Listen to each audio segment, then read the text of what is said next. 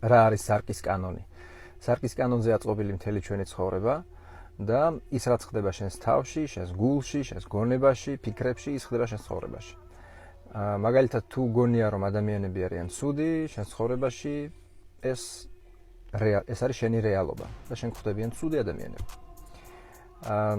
თუ გონია რომ ადამიანები არიან კარგები, ადამიანები არიან კარგები. ანუ სამყარო შენ გიბრუნდება იმ კუთხით, რასაც მისგან მოელი.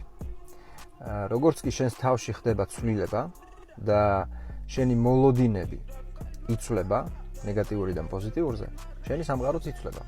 ანუ ესაა სარკის კანონი.